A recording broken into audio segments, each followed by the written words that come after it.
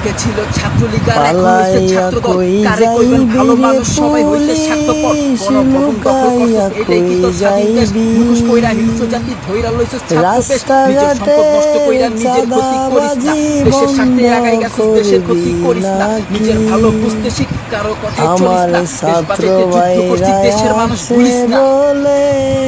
জনগণের পাশে মুখ লুকাইয়া লাভ হবে না খাইছো এবার ধরা।